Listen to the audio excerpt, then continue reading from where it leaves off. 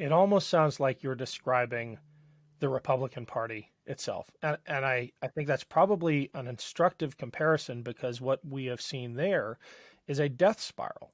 You have moderates driven out, you have open minded or just brave people willing to speak up driven out, and a party that has grown so extreme that it has become a threat to democracy. Do you see that happening to mainstream evangelical churches? I'm Ken Harbaugh. What could possibly go wrong? This is Burn the Boats, a show about making tough calls in tough times. America today faces a critical test. Our democracy is under threat. But good people are rising to the challenge. Now is the time to go all in. Now we burn the boats.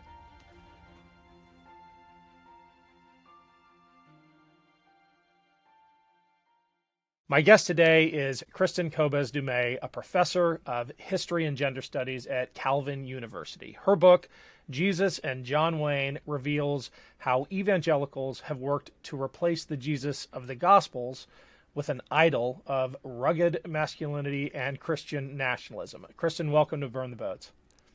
Thank you for having me.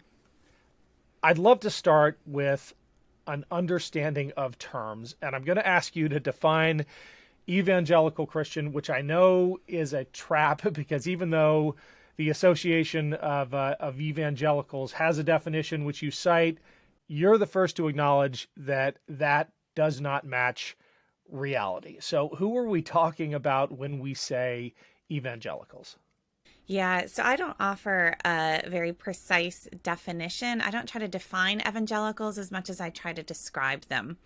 And so you're right, the National Association of Evangelicals will offer a theological description of its biblicism, taking the Bible seriously, conversionism, the born-again experience, and crucicentrism, the centrality of the cross of Christ, and then activism, right? That's kind of their official definition, and I'd plan to use that. That's what most scholars do. And then I started looking at history and realizing that we really needed to understand evangelicalism more as a historical and cultural movement, and as a series of networks, and in many ways as a consumer culture. So to be an evangelical is to attend an evangelical church, absolutely.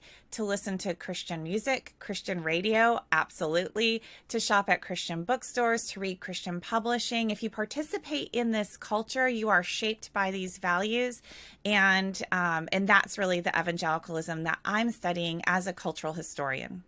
These days, it seems like that historical / cultural definition is incomplete, and it kind of glosses over the biblical or scriptural or faith-based definition. But what it's really missing is the political element.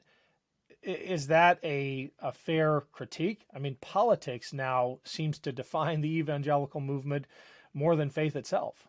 Exactly. So, if you're just looking at theological doctrines of evangelicalism, by the standard definition, what you'll find is the majority of Black Protestants also check those boxes. But the majority of Black Protestants, vast majority who can check all those boxes theologically, do not identify as evangelical, because it's very clear to them that there's a whole lot more to evangelical than just the theology, and that you can believe all those things, but if you don't hold the same political views, if you you likely aren't attending the same churches, you likely aren't reading the same books. So why would we insist on grouping those together? And if you look at this historical cultural movement, you can see that politics very much has come to define kind of the boundaries of who is accepted and who is not accepted in these spaces. It seems to me that it's done more than define the boundaries. It has moved the boundaries. It has shifted the Overton window. We recently had Angela Denker on, and she made this observation, which I'd love your reaction to, because I hadn't heard it before, and it kind of shook me. She said that when faith conflicts with politics these days, people leave behind their faith. They identify more with their political tribe than their theological tribe. That is very true. And so, but they will tell themselves that they are holding their political views because of their faith, because it is God's truth, because God's word dictates it, but they're reading the scriptures, they're approaching their theology, they're forming their theology already with this political, cultural lens. So that's absolutely correct. One of the things your book did for me was challenge this idea that the evangelical vote for Trump was an accommodation or a compromise or somehow strategic politically. You argue that's not really the case. And I'm not going to put words in your mouth. I'll just read this section of the book and would love your thoughts on it. Evangelical support for Trump was no aberration, nor was it merely a pragmatic choice. It was rather the culmination of evangelicals' embrace of militant masculinity, an ideology that enshrines patriarchal authority and condones the callous display of power at home and abroad. Trump isn't a compromise candidate, he's their prophet. Yes, I do make that claim. And I'd started looking into researching the connections between evangelical conceptions of masculinity and militarism and aggression more than 15 years ago.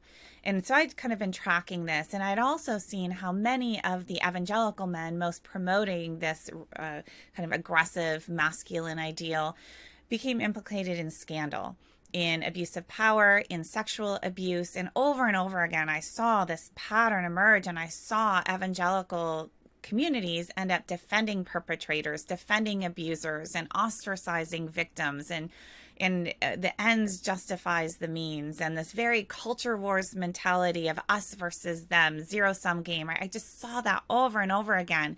So when we got to the fall of 2016, particularly October, the release of the Access Hollywood video, and the question that everybody was asking is, how can evangelicals betray their values to vote for a man like Donald Trump? Right then I knew that was the wrong question. This was not a betrayal. We needed to understand, family values evangelicals. Always at the heart of family values politics has been the assertion of white patriarchal power. And as soon as you put that at the center, a lot of these other things fall into place. I know the Access Hollywood tape keeps coming up again and again, and you're right that the question we were asking about evangelical support was the wrong one. And I think that was really highlighted at the CNN town hall when we saw his mockery once again of an abuse victim, his repeated shaming of someone he abused, cheered by that crowd, which just is an exclamation point on this idea that he's not a pragmatic choice. He's not that.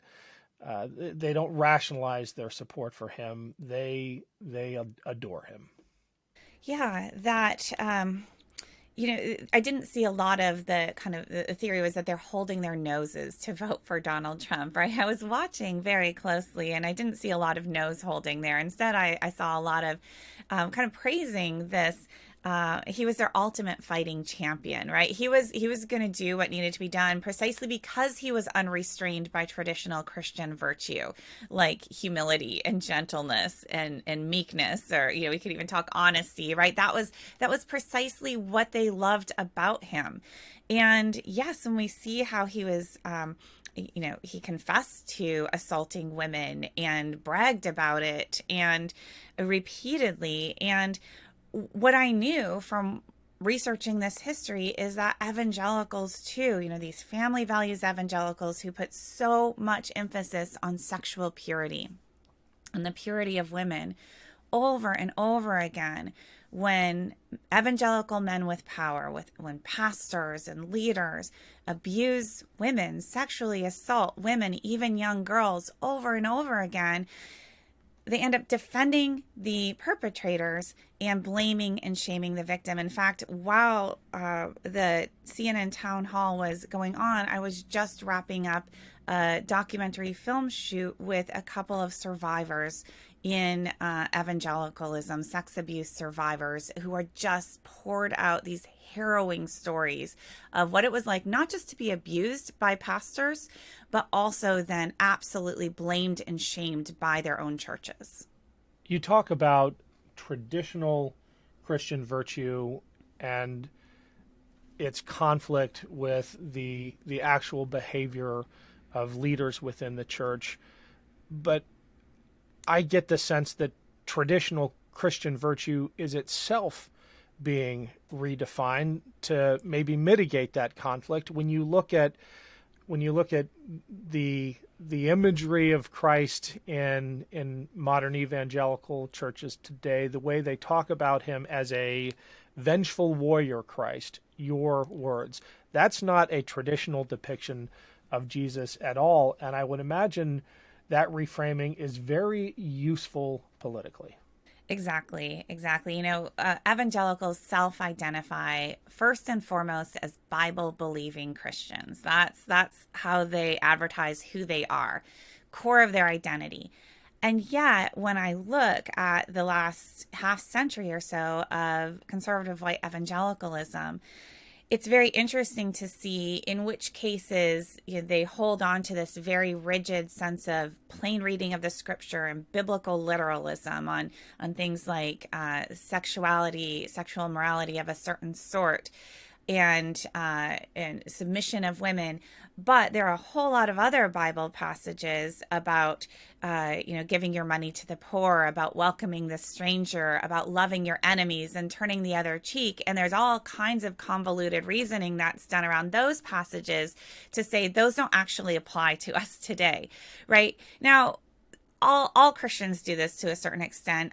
All religious folks who have, a kind of sacred text are going to be kind of interpreting in different ways.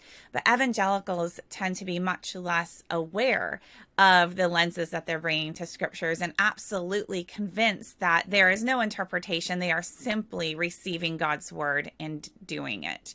And so I will say that, the subtitle of my book, How White Evangelicals Corrupted a Faith and Fractured a Nation, that corrupted a faith phrase is not a historical claim. Right? There's actually no such thing as corrupting a faith historically. There's a bit of a normative claim there. And although the book is a work of history, that is me talking directly to conservative evangelicals for just a moment and saying, you say this about yourselves. Take another look, right? Take another look at the scriptures. Take another look at these values. Take another look at the figure of Jesus Christ, how you've painted him, and then look at that text again and see how they match up or see how they don't.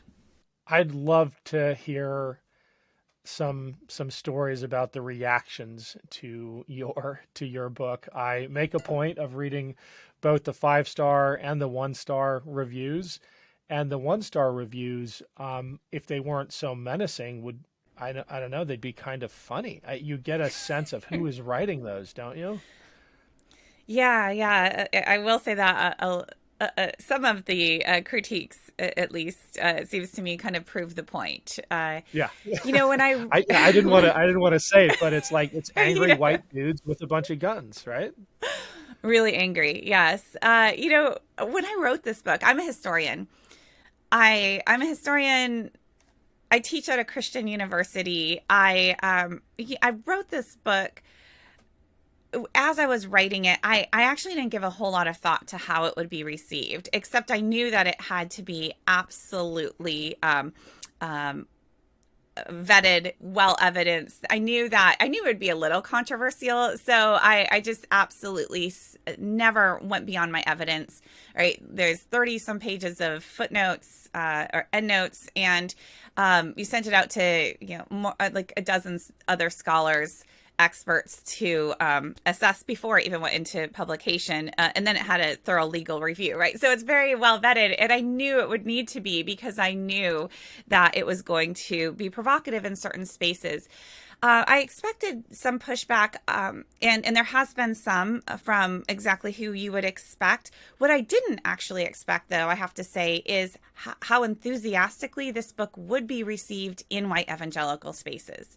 I did not anticipate that. I have heard from so many, because, the thing is about evangelicalism, and even if you look at, white evangelicalism, you have that kind of notorious 81%, who voted for Donald Trump. That's a lot, and that's a really important part of his base and a very powerful faction of the Republican Party. Very significant.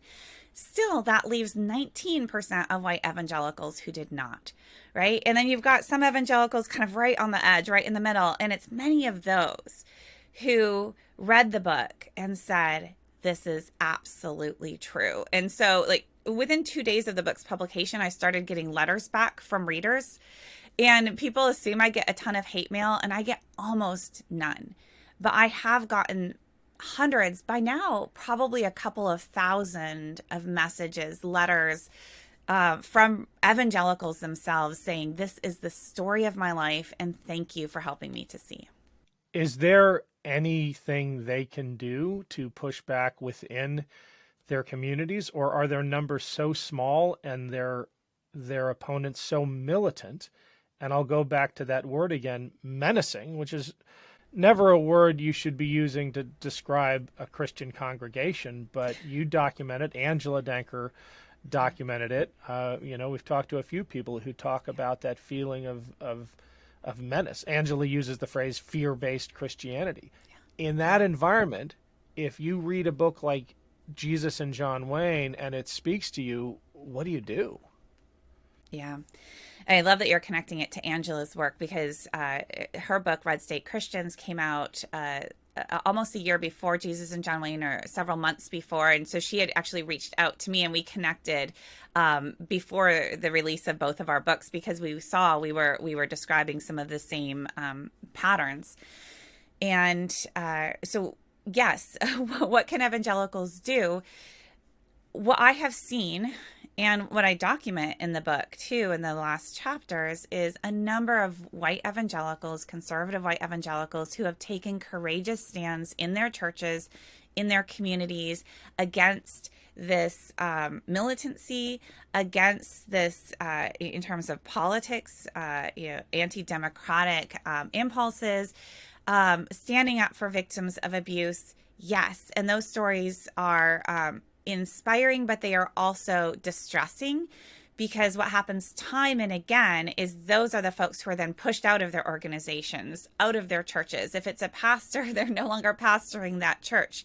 If it's a Christian school teacher, Christian college professor, often they're the ones without a job at the end of the day. And so what I see is a lot of resistance and even some change, not a lot, but certainly some, on the individual level. But if I look at evangelical institutions, it's a less hopeful situation. That's where you see the powers are able to, donors, constituents, leaders are able to keep people quiet and maintain the status quo. I mean, I was talking with somebody in a Christian media industry not long ago, interviewing them for my next book, and they told me something that just rang absolutely true. And they said, kind of the inside memo here that we get is, you don't have to agree with this, like, right-wing Trump politics and all. You just can't publicly disagree. And I think that very well describes the dynamic. So at the individual level, you can dissent, but if you're trying to challenge the system, that's going to be trouble. It almost sounds like you're describing the Republican Party itself. And yes. I think that's probably an instructive comparison, because what we have seen there is a death spiral. You have moderates driven out. You have open-minded or just brave people willing to speak up driven out, and a party that has grown so extreme that it has become a threat to democracy. Do you see that happening to mainstream evangelical churches? Yeah, I actually use that comparison. I look at the book "How Democracies Die," right, by Ziblatt and Levitsky, and they talk about the what happens, because you're going to have wannabe authoritarian leaders rise up all the time. You do, historically speaking, you can see this. But then they ask the question, what actually makes it possible for one of these wannabe authoritarians to seize power? And the key thing there is that the political parties do not play their necessary role of gatekeeping. That you've got political party leaders who think, we can use this. We can use this to our advantage. We can harness this to our political advantage. And they see there's like a window in which you can suppress this kind of reactionary element. But if you let things get too far, you lose the power to do this. And this is kind of the story of reactionary populism. And I see you could apply that same metric to white evangelicalism. And one of the things I trace in my book is the complicity of more respectable, moderate evangelicals in this reactionary movement, that many people, when it came to patriarchy, when it came to racism, when it came to some of these really more extreme reactionary elements inside evangelicalism that I trace, and this militancy, a lot of the moderates would still say, at the end of the day, this is my brother in Christ. So they're going to like kick out anybody who moves more progressive on LGBTQ, or kick out anybody who rejects kind of this patriarchy, female submission model, and they're no longer welcome in their gospel coalition. But anybody to the right was kind of, tolerated or even platformed and seen as one of us against the left, against, the secular threat. And over years, over decades, we see where that has led us, which is now those folks who thought they controlled evangelicalism, the respectable evangelicals, the elites, they are back on their heels, and they are realizing that they actually don't have power over the movement. In America today, we cannot talk about the patriarchal nature of that movement. We cannot talk about the militancy of today's evangelical church without talking about guns. And it's striking to me how that has become a defining feature of evangelicals today. And I'll get us started by just reading back to you one of your observations about this within the church. Writers on evangelical masculinity have long celebrated the role guns play in forging Christian manhood, from toy guns in childhood to real firearms, gifted in initiation ceremonies, guilty on both counts, played with them as a kid, grew up in a very religious family. My graduation present was a 9mm. Guns are seen to cultivate authentic, God-given masculinity. A 2017 survey revealed that 41% of white evangelicals own guns, a number higher than members of any other faith group. Yeah. What's going on? I think it's possible to separate. Like, you can, I bought my son a BB gun for Christmas, right? Okay, so I'll just put that out there. He likes to hunt, and he plans to go into the military, right? So there are ways to. It's not an all or nothing. But in white evangelicalism, conservative evangelicalism, you do see this what some evangelicals themselves will call almost an idolatry here, of not just thinking that guns are okay for limited purposes, but really it's rooted, it's connected to their core identity. And that guns are necessary as a way to fight and as a way to protect your family. But then that is, realistically, very, very, very few families, particularly white middle class families, are in, kind of dire threat where a firearm is going to bring them protection, right? But this is the rhetoric then that justifies the this kind of, if you understand that the world is against you, and if you believe that, and if you continue to leaders like stoke this fear, right, then you are going to see a threat around every corner. Like, that is by design, and it's an excellent way for leaders to consolidate power. If you convince people that they are under siege, that they owe you loyalty, they're going to give you money, and and you're going to be able to demand sacrifice from them. This is how that system works. In the case of firearms, then, it really is, aggression is linked to this identity of what it is to be a protector, even if there is no actual threat that a firearm can protect one from. And that is the framework that supersedes anything such as, do not murder, or of turning the other cheek, of loving your enemies, of offering yourself in sacrificial love. Like all of this in Christian history, there's a long tradition of pacifism, a tradition of nonviolence. And what we see happening is like you can't even surface that, and there's no space anymore for actual theology, for theological conversations, for people to come together as people of faith and say, what does our scripture teach us? Because the politics trumps everything. And, and it's in this case, one that is arguably really against much of Christian history and core teachings of the Christian scriptures, but it doesn't matter.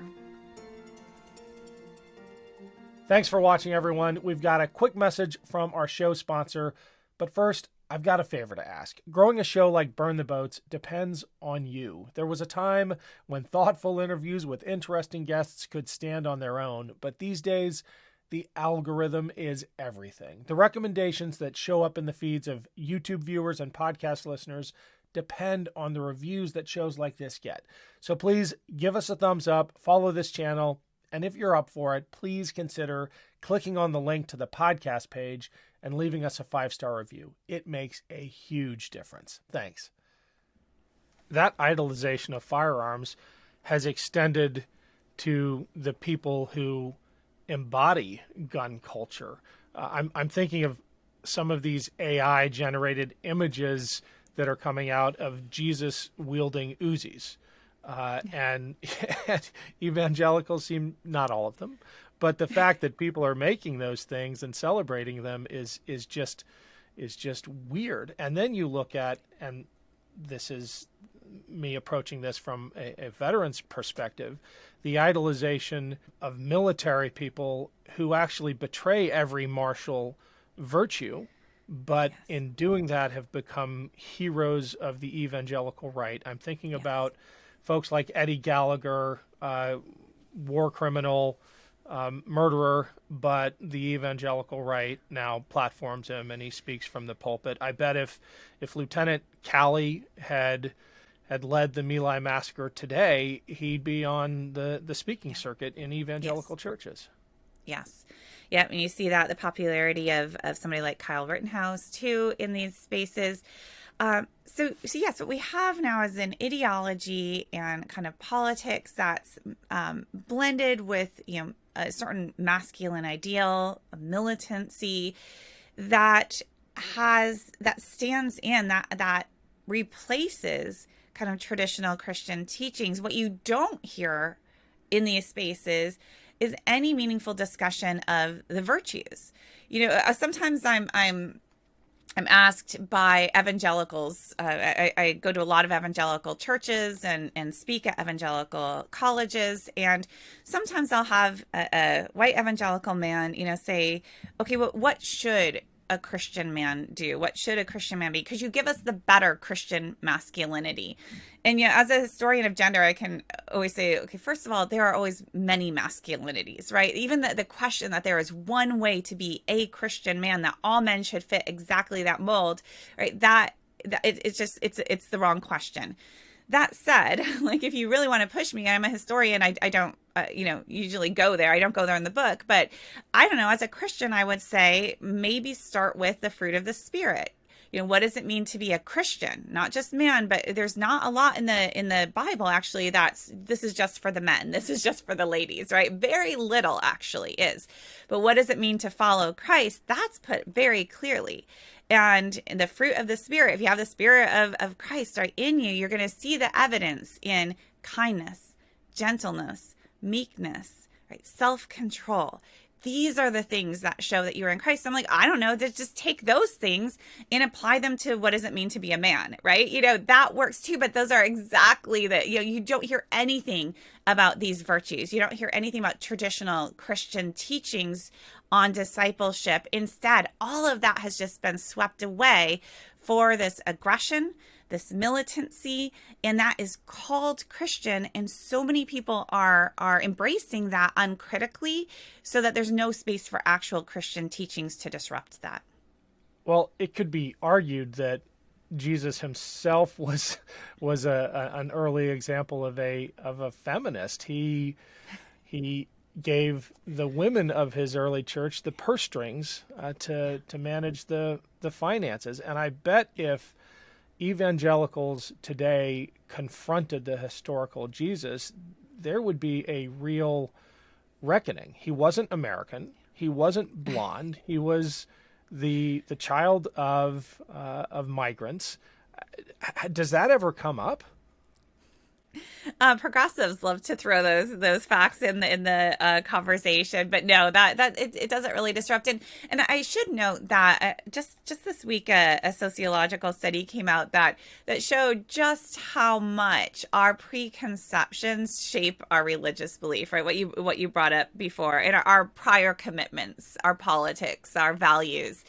And so this isn't just conservative white evangelicals who do this, right? Each of us, if we're a person of faith, or a person of the Christian faith or other faiths, we tend to be drawn to religious traditions or interpretations in those traditions that make us feel good about ourselves, that confirm our biases or our values, right? So everybody does that.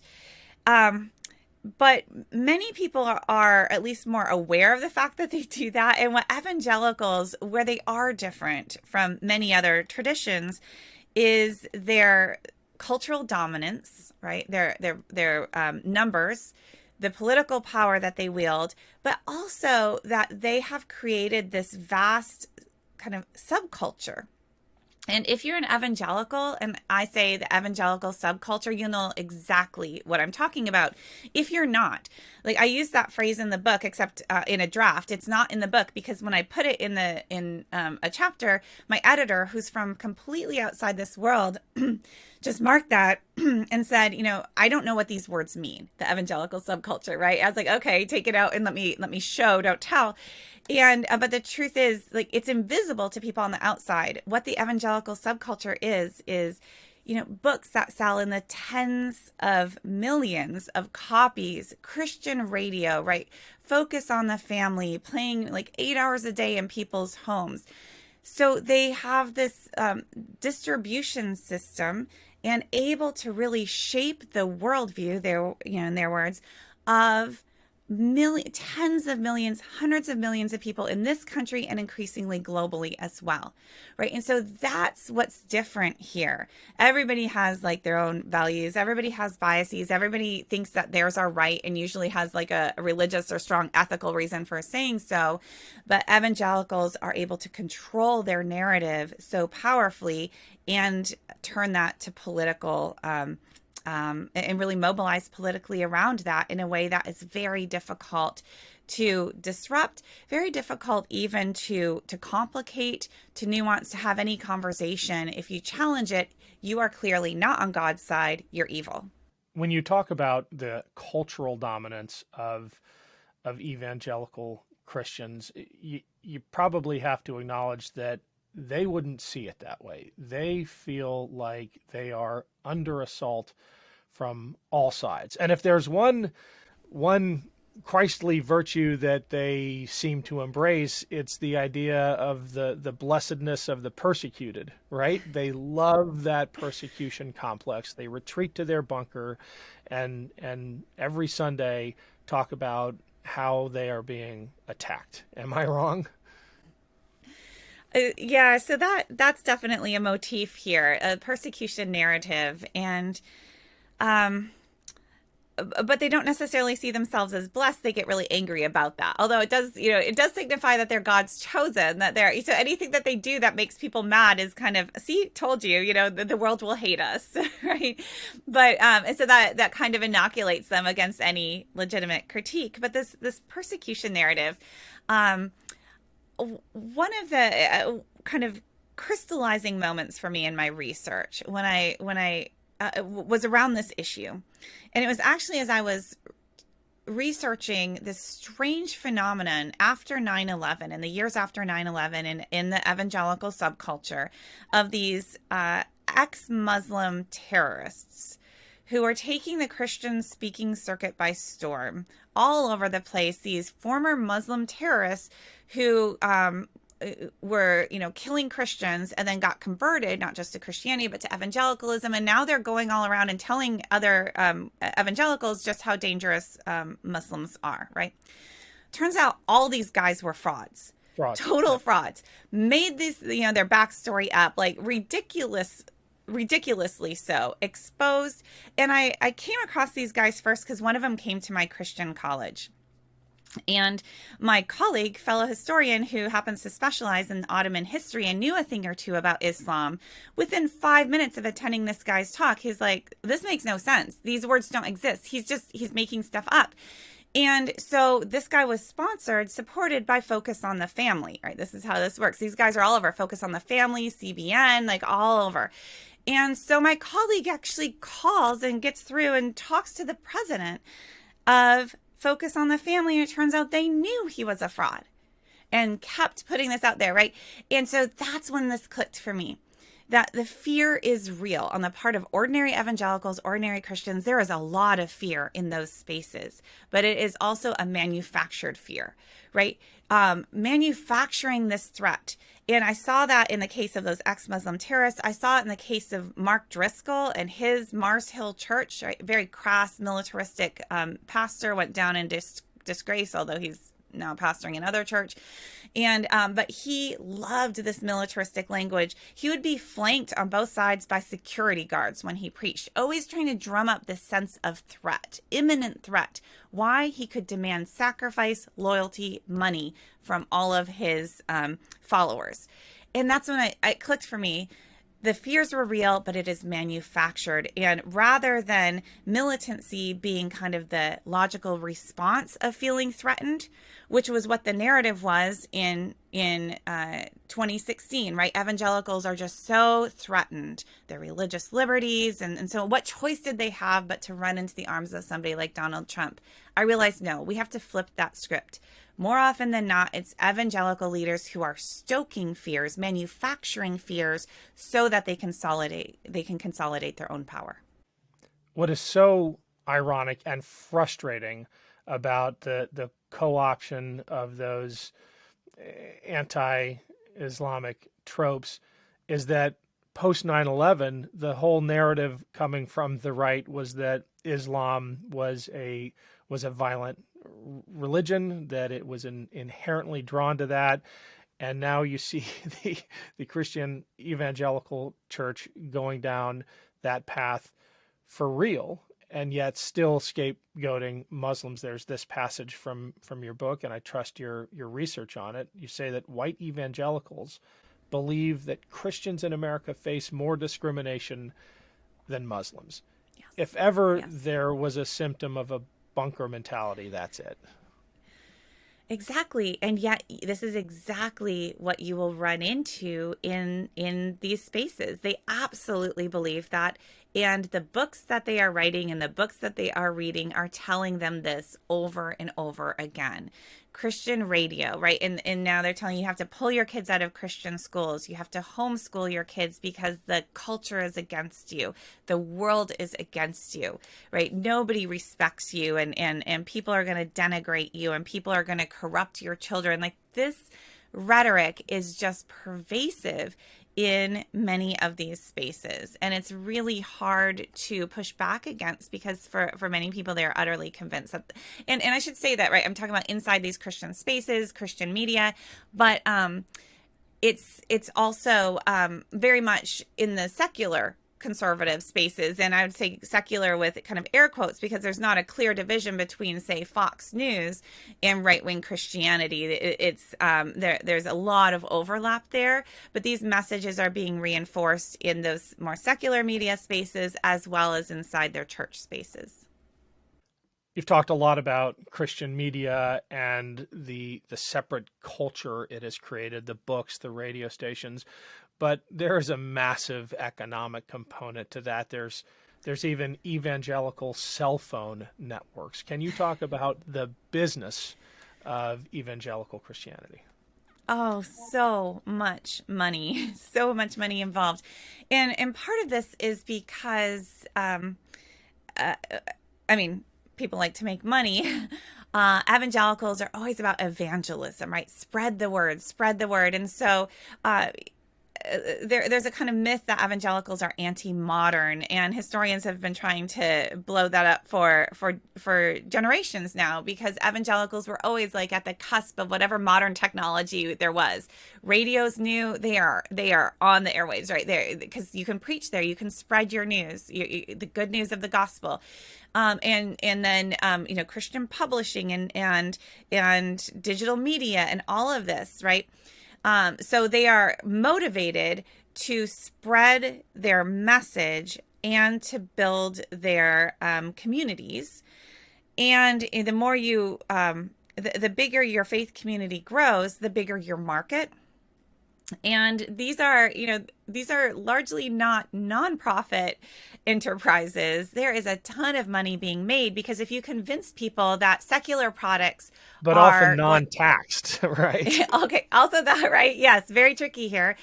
But in some of these businesses, like the publishing arm of the SBC, Lifeway Christian Books, massive book sales. Here too, like if you aren't in those spaces, you're oblivious to just how powerful this is.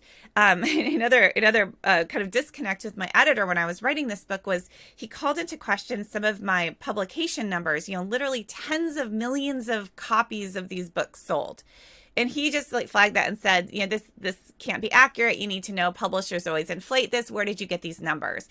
And I pointed him to the footnote. I was like, well, this was in the New York Times, but my bad. I'll go back and see what I can find. He's like, oh, wait, never mind. If it's in the New York Times, it has been vetted. So this stands, right? This is accurate. But the thing is, none of these books, almost none of them, make the New York Times bestseller list, because that's a curated list. And they know that their readers are not going to be going and reading the latest prophecy book. But the money is so big. So that now, what's their motivation? Is it just to fleece people? Is this just grift? There's a lot of grift. There's also true believers involved. It's all of it, which is why it is so hard to disrupt. And so for, more progressive Christians who ask me, what can we do here? Like, well, the battleground is popular media. But you're going to be at a huge disadvantage, because the thing about progressive Christians is they aren't so scared of the secular. They think they can learn things from people of other faith traditions. They don't have to hunker down and protect, which may be a virtue, may not, depends on your interpretation. But what it does mean is there's not going to be a massive market, right? So that means that the Christian products that are out there are largely playing to that right-wing market. And as long as you can tap that, you're going to be successful. If you try to move it over here, good luck trying to run a business. Something about that economic model entwined with spreading the gospel has always confused me, which is that evangelicalism has become a global phenomenon, but it is so tied to nationalism in this country. How do we reconcile that? How does a nationalistic, xenophobic movement go global? That is a really great question, and I can't fully explain it, but I can describe what you're talking about. Because you're right, there's something within Christianity and evangelicalism, the spread the good news, that is universalist, right? That all people, national borders do not matter, go out into all the nations and preach the gospel, right? Those are the instructions, and evangelicals do. They have mission organizations. All of these big evangelical ministries have global arms. Christian radio is a really big deal, in Christian television in Africa. And Christian publishing dominates, white evangelical American publishing dominates Christian markets like in Brazil. So it is global. And yet what is being exported is this nationalistic understanding of Christianity, so that you have these kind of allies between right-wing Christians in Hungary, even in Putin's Russia, in Brazil with Bolsonaro. And I'm hearing from people around the world, other countries across the globe, that are this is resonating, and it's resonating. I don't know. We could try to explain it in terms of kind of a push against globalism, seeking kind of community and meaning and purpose, and then we just have to also look that this is the Christianity that is being fed to them over and over and over again, and it's often also linked with prosperity gospel teachings, right? So it's wrapped up with, you believe this, you participate in this, and God is going to bless you. God is going to bless you in your place. And so somehow this still works. You can uphold your national borders, think that, America first, 100%, but then find common cause with the people who are saying Hungary first and Russia first, and somehow think this is all going to work out okay. And the kind of truce is based on an embrace of traditionalism, of authoritarian leadership, the punishment of LGBTQ folks, right? Enforcement of patriarchy. These are the things that are holding this in common. And I guess the idea is that, everybody's going to stay in their areas and not try to assert power over the other. But it seems pretty short-sighted. But that's what's working right now in those spaces. Yeah. Speaking of the spread of evangelicalism, your Spanish language edition recently came out, and I thought the cover was incredible. I mean, the American edition has that subtle relief of the guns crossed in the middle of the cross. The Spanish language edition is literally Christ nailed to guns. I mean, it's in your face. Did you sign off on that? No, I mean, I signed off on the rights, and then they said, "Oh, here's the title, or here's the cover." I was like, "Oh, it did take my breath away when I saw it. It was phenomenal," and so I had to sit on that for a while. They wanted to release it when the book released. It is a stunning cover, and I will say, I mean, I had to finally tell the Spanish publisher I can't do all these interviews anymore. I was doing 1 or 2 a day, and it just seemed indefinite for weeks. And so now they said, okay, so they're just bringing some big ones, but there's such an interest in Spain. And the Spanish edition also is available throughout Latin America too, right? But in Spain, and I was thinking more the Latin American audience, but in Spain, they're seeing the rise of right-wing evangelicalism too. It's out in Portuguese, so available in Brazil at the request of Brazilian evangelicals who see absolutely these same patterns taking hold in Brazil. So it's actually daunting, chilling even, to see how this book which is really about conservative white evangelicals in the United States. I'm an American historian, how much it is resonating with people around the world right now in ways that should be alarming. Last question, and it's a total non sequitur, but something you said in a recent interview stuck with me. You're a Calvinist, and you said that Calvinists see sin in structures. I have an idea of what that means, but why don't you illuminate it? Yeah, so I teach at Calvin University, and it's funny because a lot of the kind of the bad guys in Jesus and John Wayne are also Calvinists, and they kind of dominate the public image of Calvinism, which is it's not a pretty picture. And so one of the most controversial things that I do from time to time is come out as a Calvinist on social media, just to remind people this is who I am, and I'm still a practicing Christian. Attend a church down the street, and I think that throws people off sometimes, but my tradition does take sin very seriously, like in all kinds of ways, right? We talk about sin a lot. We have theology that helps us understand, and sin is seen as, yes, personal kind of heart orientation, and that's very much what evangelicals are all about. But it also is also seen as structural. Like for generations, like humanity has been prone to, pride and selfishness and greed. And so over time, like our society structures reflect that. And it just, it snowballs. And so we understand sin as both personal, making bad choices, being selfish and all of that, but also absolutely structural. And so it's been kind of wild to see the absolute backlash against things like systemic racism. And many conservative Christians, including from my own tradition, are just blasting that, right? These are the political talking points. All of a sudden CRT is a thing and it's the worst thing. And for me, being rooted in a theological tradition, I can say, wait a minute, this shouldn't be a contradiction for you at all. You should be the first up to say, of course, sin, brokenness, corruption is everywhere. And if it is, then we should always be looking at, how do we fix that? How do we make it less bad? And our fixes are never going to be perfect, but how can we bring some healing? How can we bring some restoration? How can we do justice, which is a very, very biblical concept? What are we called to do? To do justice and love kindness. So yes, that's where I come from. And that's kind of my faith tradition and the theology that shapes how I see the world. But then the book is really, it's a work of academic history. And that's the story I had to tell. I think that is a great note to end on, Kristin. Thank you so much for joining us. Oh, thank you for having me. This was great.